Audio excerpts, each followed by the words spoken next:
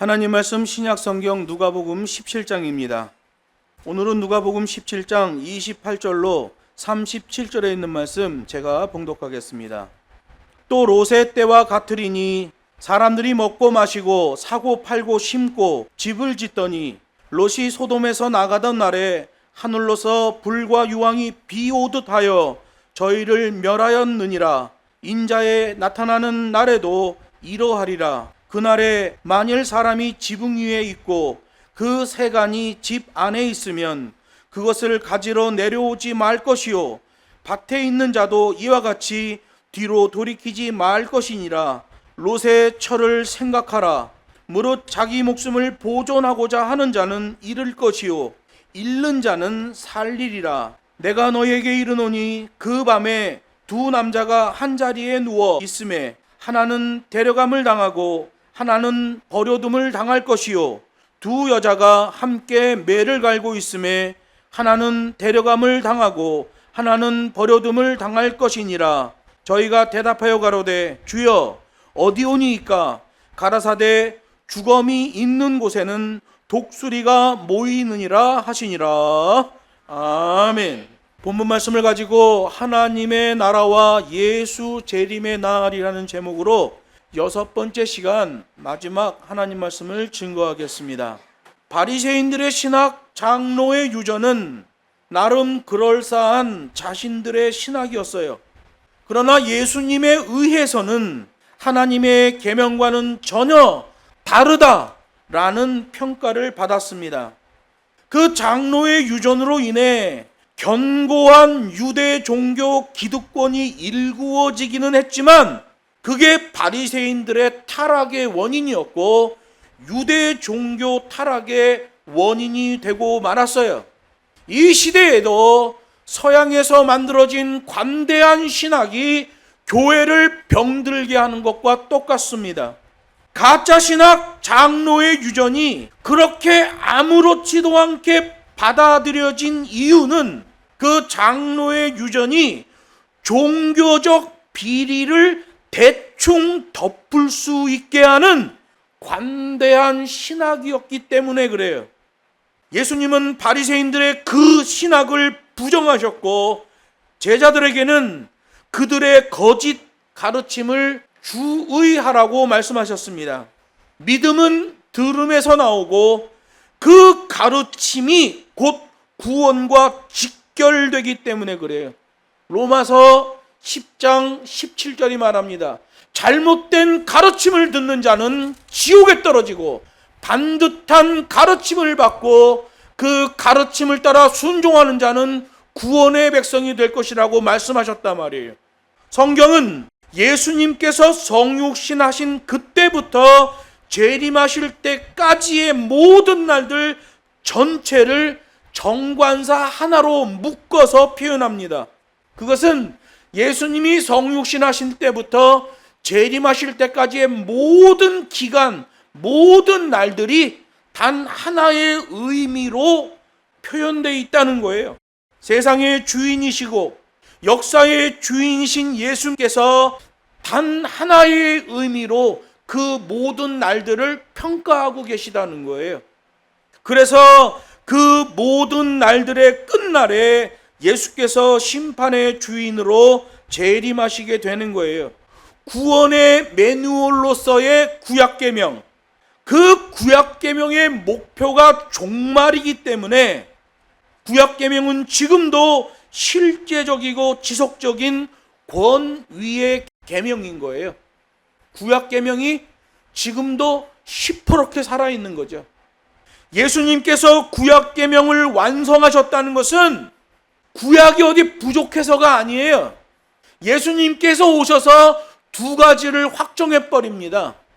재림 확정, 심판 확정, 잣대를 주시는 거예요. 여러분, 하나님의 말씀을 캐논이라고 하잖아요. 캐논은 우리말로 잘하는 뜻이에요. 잣대, 어떤 길이를 재는 잣대. 그런데 캐논이라는 말은 그냥 명사가 아니에요. 재는 자예요. 구약계명부터 신약계명은 나의 삶을 재는 자인 거예요. 하나님 말씀을 어디다 구석에다 처박아 놓는 사람, 하나님 말씀을 읽지도 않는 사람은 그 사람에게 성경은 그냥 잣대에 불과해요. 자는 잔데 나랑 관계가 없는 자지요. 이 하나님의 말씀은 재는 자여야 돼요. 재는 자. 계속해서 나의 삶 속에 시시각각 분초마다 이 잣대를 들이대야 되는 거예요. 오늘 본문은 종말의 때를 아브라함의 조카 롯에게서 일어났던 사건을 통해 설명하십니다. 소돔과 고모라의 유황불 심판이 임했던 것을 예로 드시는 거예요. 그 롯의 시대를 언급하시면서 그 시대에 있었던 확정된 종말과 경고에 대하여 다시 강조하는 거예요. 노아 때에도 확정된 종말이었죠. 비가 올 것이다. 확정되어 있는 거예요. 그런데 그 확정된 종말을 받아들이고 자세가 나와진 자는 살아났고, 확정된 종말이 선포됐는데도 그것을 무시한 자들은 물 심판을 당하고 말았던 거예요. 확정된 종말. 롯의 시대에도 불이 내릴 것이다. 속히 대피하라. 회개하라. 확정된 종말이에요. 그런데 그 말을 우습게 받고 순종하지 않았던 자들은 전부 불심판을 당하고 말았던 거지요. 노아의 때나 롯의 때나 그 두 시대의 공통점은 지극히 평범한 일상 가운데 심판이 임했다는 거예요. 세상적인 기준에서 보는 평범한 일상이라는 것은 자신의 현재적 삶에만 지나치게 집착하는 것을 말하는 거예요. 그래서 성경은 그것을 이렇게 말해요. 욕심이 잉태한 즉 죄를 낳고 죄가 장성한 즉 사망을 낳느니라. 이게 악순환이죠. 욕심과 죄, 그 죄 때문에 더 큰 욕심이 나오고 더 큰 죄가 나오고 계속 악순환이 돼버리는 거예요.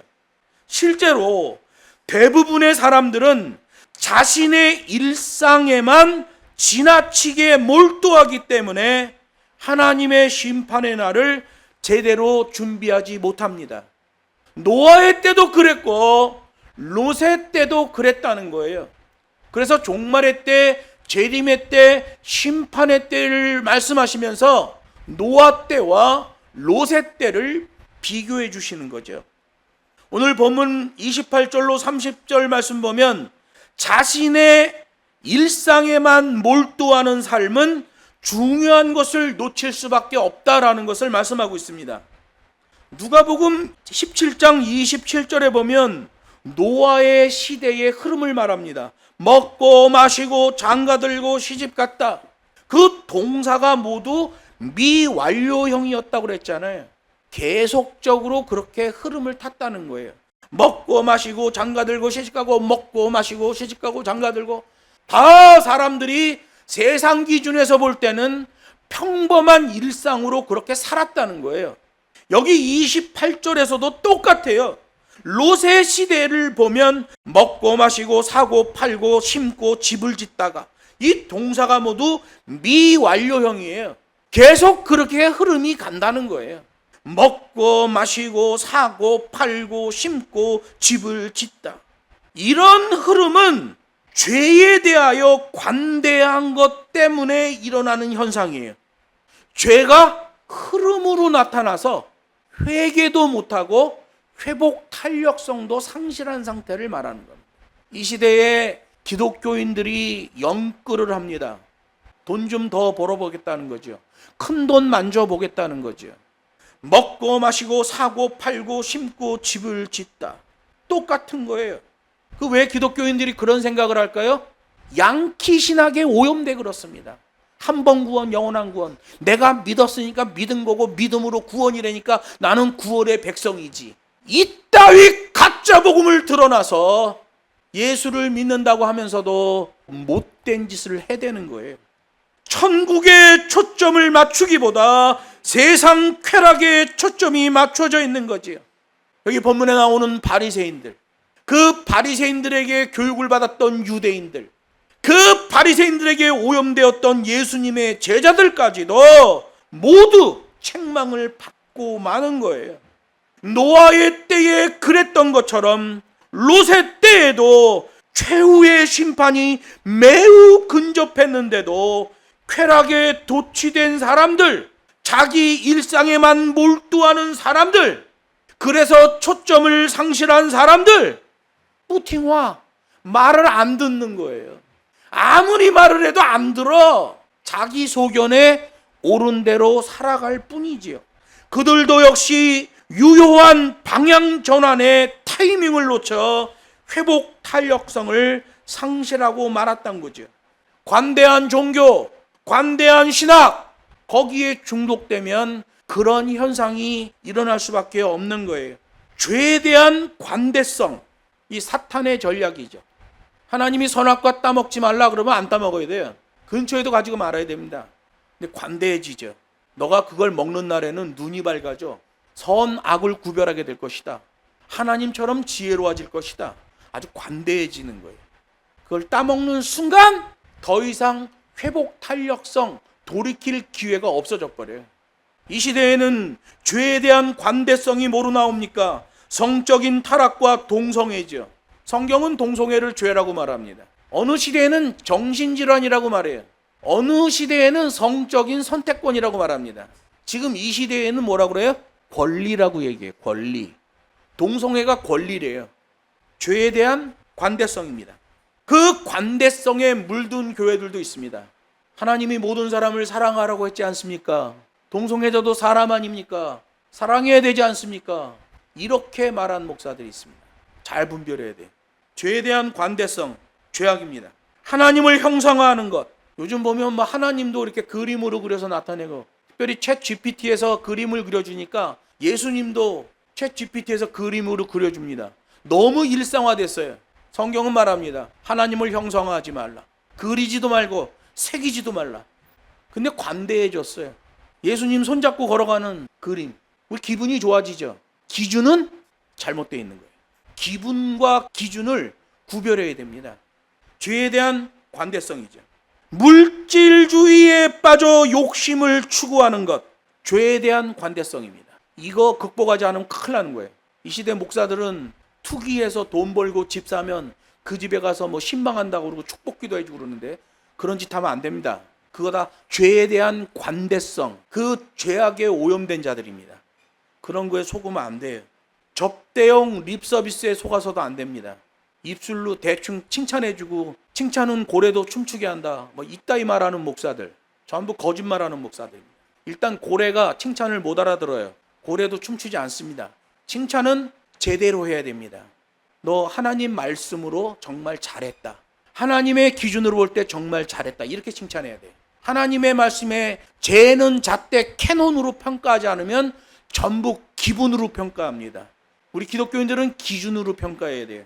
이 세상에서 살 때 성실하게 사는 것까지 모두 죄가 되는 건 아니에요.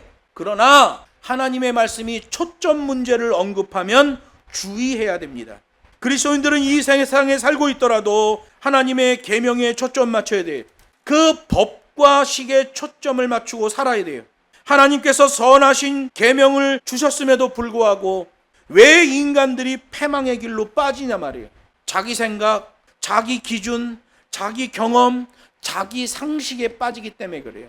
사사기 시대에 자기 소견에 옳은 대로 살았더라. 그게 380년의 죄악으로 점철된 시대잖아요. 이 시대에도 자기 기준에 빠져 있는 사람들은 하나님의 선하신 계명에도 불구하고 패망의 길로 가는 사람들이 그렇게 많은 거예요. 모든 그리스도인들은 영적 무게중심을 잡아야 돼요. 하나님의 공의로운 말씀에 싱글 포커스, 초점을 맞춰야 돼요. 노아의 방주가 지어지던 때에도 하나님의 경고를 알고 순종하며 준비된 가운데 대홍수 죽임을 피한 부류가 있었고, 어떤 부류는 하나님의 경고를 듣고도 무시하다가 갑작스러운 대홍수로 죽임을 당한 부류가 있었단 말이에요. 기준이 뭐예요? 하나님의 계명이죠. 자기 소견으로는 죽는 거예요. 방법이 없습니다. 롯이 소돔성을 탈출할 때도 마찬가지예요. 하나님의 경고를 듣고 그대로 순종하여 효과적으로 불심판 죽임을 피한 부류가 있었고, 하나님의 경고를 듣고도 무시하다가 고스란히 불심판을 당한 부류도 있단 말이에요.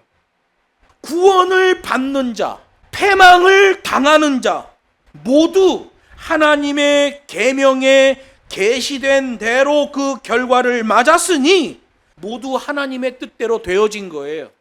양키 신학은 내가 천국 가는 게 하나님의 뜻이요 정해진 겁니다 얘기하는데 그렇지 않아요. 노아의 시대나 롯의 시대나 동일한 말씀이 선포됩니다. 듣고 순종하고 자세의 믿음이 나온 자는 살아나는 것이고, 듣고 무시하고 지 마음대로 살아가는 자는 심판을 당하는 거예요.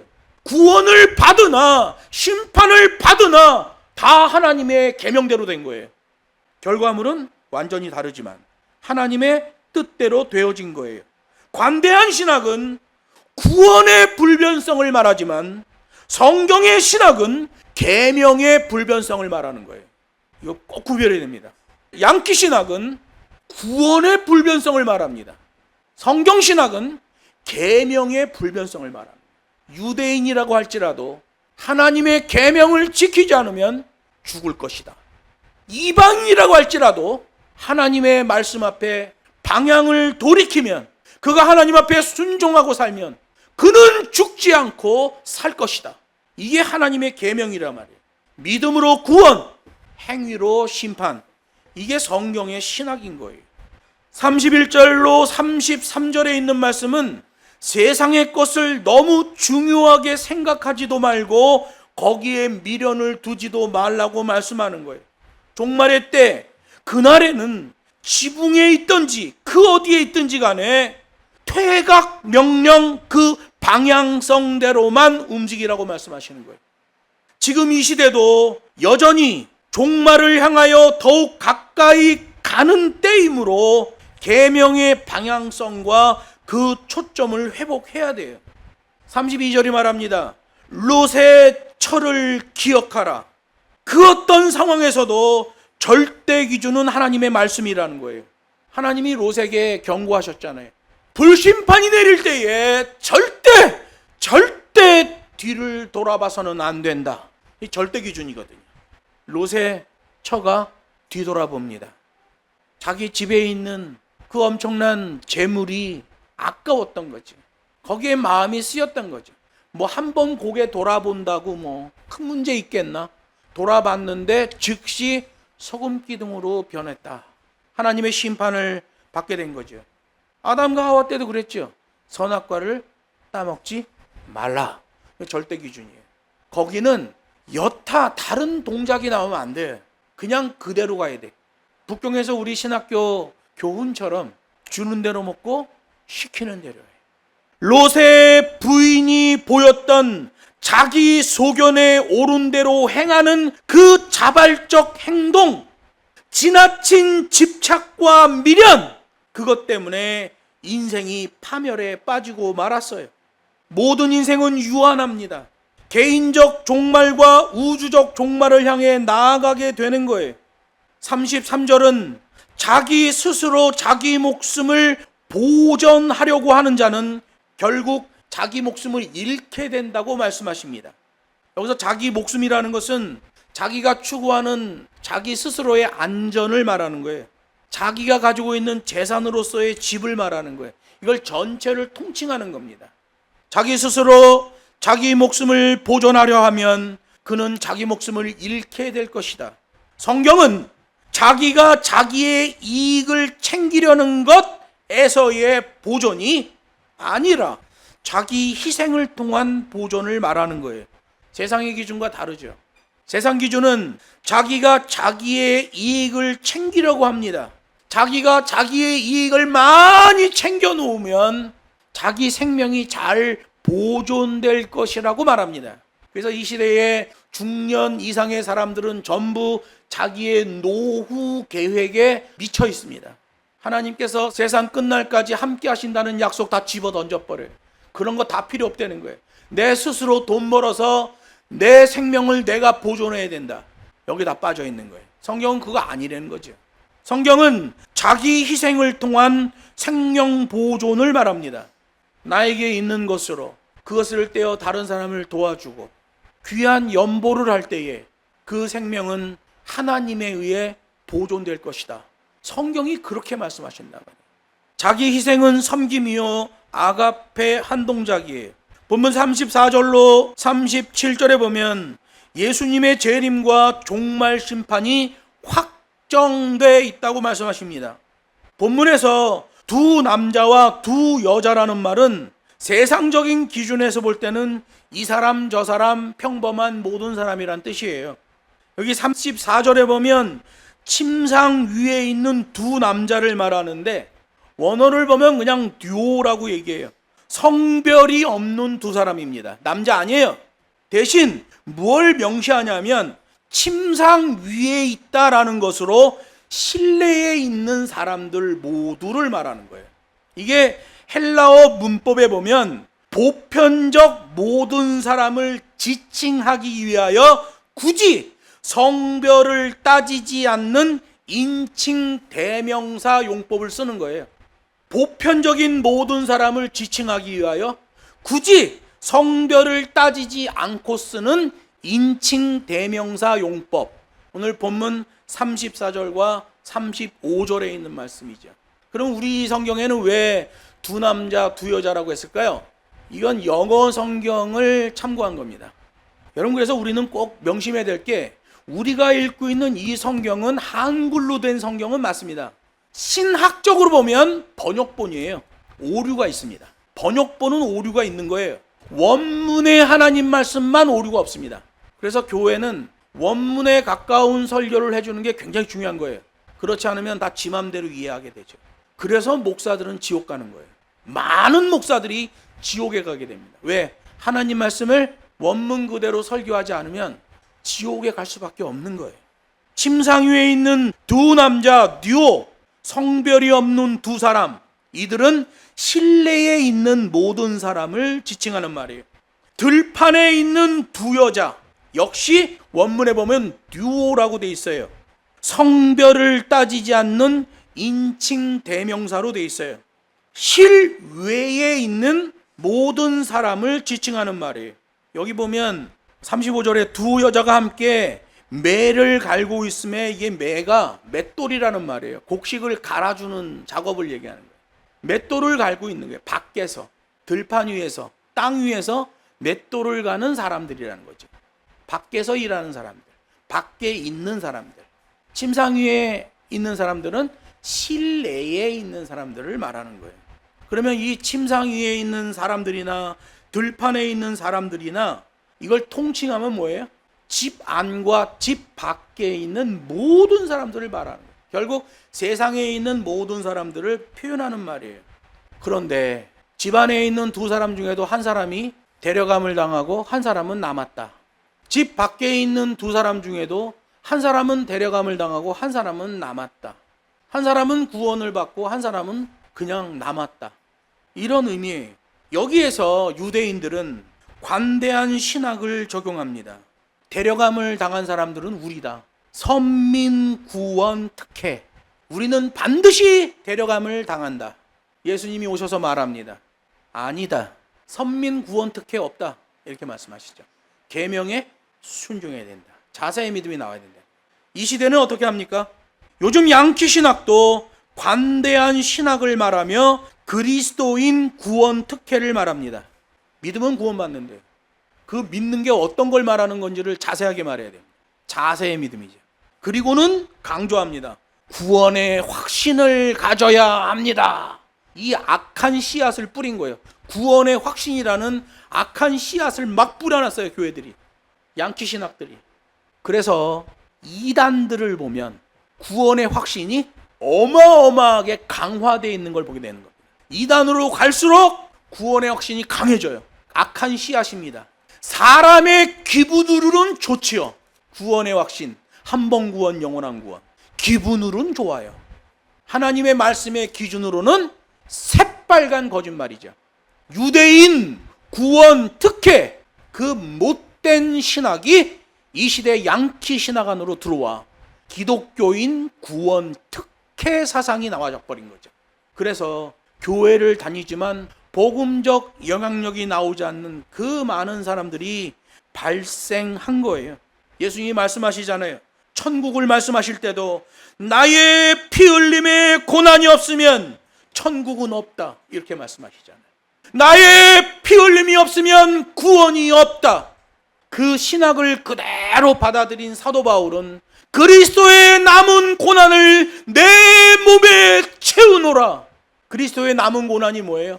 영혼 구원, 그 구령열로 복음을 전파하는 것. 그것 때문에 핍박을 받고 그것 때문에 온몸이 만신창이가 되는 거예요. 그리스도의 남은 고난을 내 몸에 채우려 하노라. 주님이 말씀하셨어요. 피 흘림이 없이는 구원도 없고 천국도 없다. 이게 하나님의 매뉴얼이에요. 그래서 독생하신 하나님의 아들이 이 땅에 인카네이션, 성육신 하시는 거예요. 그리고 그날부터 재림하시는 그날까지가 정관사 하나로 묶이며 심판의 주인이신 예수님에게 완전히 복속돼 버리는 거죠. 그 시대에는 법과 식대로예요. 그런데 양키 신학은 한 번 구원 영원한 구원이라고 말합니다. 가짜예요. 성경은 하나님의 시간표, 그 때가 이르면 절대 불변 하나님의 계명을 따라 전혀 다른 결과물을 받게 된다고 말씀하시잖아요. 구약시대에 벌어진 두 사건, 노아의 때에 있었던 물심판, 롯의 때에 있었던 불심판, 절대기준 하나님의 계명에 대한 자세의 믿음으로 인해 구원과 패망의 길로 서로 나뉘어지는 거예요. 구원과 패망이 모두 다 하나님의 뜻이에요. 구원받는 게 하나님의 뜻이니까 나는 믿었으니까 구원받고 구원의 백성, 천국 백성이 된 거지. 천만의 말씀 만만의 콩떡입니다. 그건 말도 안 되는 소리예요. 패망도 하나님의 뜻이에요. 내가 하나님의 말씀에 순종하지 않으면, 하나님의 기준을 따르지 않고 내 기분을 따라 살면 무조건 패망이에요. 패망 당하는 게 하나님의 뜻이에요. 성경 신학은 그렇게 돼 있어요. 노아의 방주가 지어지던 때에도 경고를 듣고 무시하다가 갑작스러운 대홍수로 죽임을 당한 부류가 있었고, 롯이 소돔성을 탈출할 때도 하나님의 경고를 듣고도 무시하다가 고스란히 불심판을 당한 부류가 있는 거예요. 자기 생각, 자기 기준, 자기 경험, 자기 상식을 기준 삼으면 패망이 되므로 모든 그리스도인들은 시시각각 분초마다 영적 무게중심을 잡아야 돼요. 37절에서 바리새인들이 예수님에게 묻습니다. 주여, 그 재난의 현장이 도대체 어디입니까? 물심판을 당하고 불심판을 당한 것과 같은 그 종말의 심판의 장소가 어디입니까? 주여, 어디입니까? 물어보잖아요. 그때 예수님이 말해요. 시체가 있는 곳에 독수리들이 모인다 라고 말해요. 이건 아주 번역이 엉망진창이죠. 이 부분은 정말 잘못 번역된 거예요. 이거 영어 성경 보고 번역한 부분입니다. 여기 시체가 모이는 곳에 독수리들이 모인다라고 했는데요, 원문을 보면 그 패망의 육체들이 있는 곳에 바람과 같은 비행체들이 임한다, 이렇게 되어 있는 거예요. 하늘로서 날아오는 비행체가 거기에 임한다라는 거예요. 여러분, 성경은 심판을 얘기할 때는 육체라는 말로 번역하고요, 구원을 받는다고 할 때는 몸이라고 번역합니다.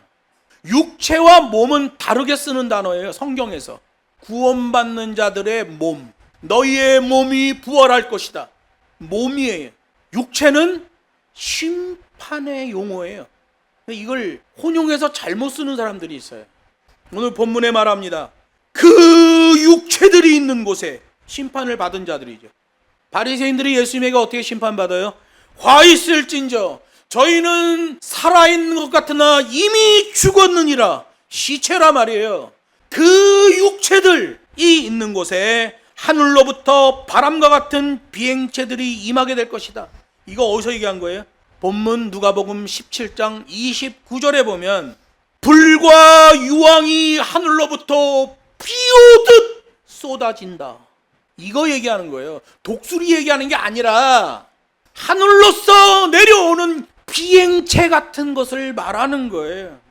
37절에 보면 주검이라는 말은 토소마라는 말이에요. 불순종의 육체를 말하는 거예요. 독수리라는 말은 아에토이라는 말인데요, 영어 번역에서는 독수리로 번역했습니다. 그러나 성경 원문을 보면 바람 같은 비행체를 말하는 거예요. 뭐예요? 하늘로부터 쏟아지는 불덩어리들이죠. 하나님의 심판의 도구들을 말하는 거예요.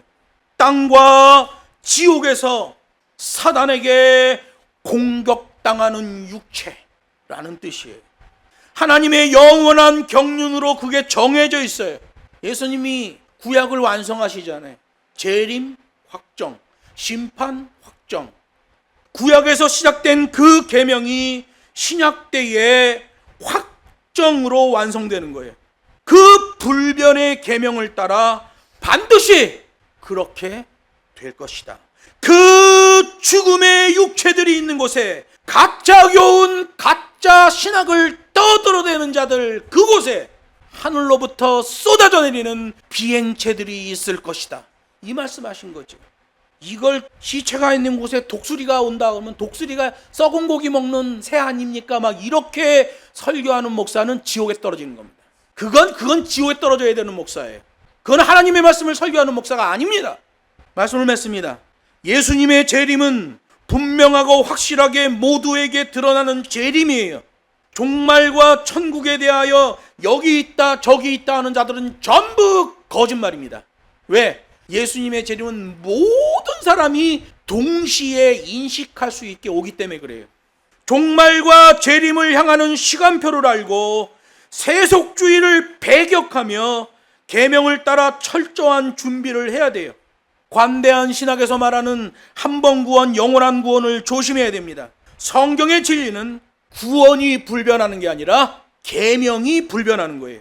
믿음으로 구원, 행위로 심판이에요. 오직 하나님의 계명을 기준 삼고 하나님의 계명을 가까이 하고 날마다 예수님의 남은 고난을 자신의 몸에 채우는 게 중요한 거예요. 영혼 구원의 복음 전파. 내 입술을 벌려 우리는 다 죄인입니다. 우리는 다 죄인이기 때문에 하나님 앞에 나와야 됩니다. 이걸 복음으로 전파해야 돼요. 하나님이 당신을 사랑하십니다. 이건 복음 전파의 언어가 아니에요. 관대한 신학에서 나온 거짓말입니다. 우리 모두가 항상 깨어 기도하며 주님 오심을 대비하는 삶을 살아가기를 주 예수의 이름으로 축복합니다.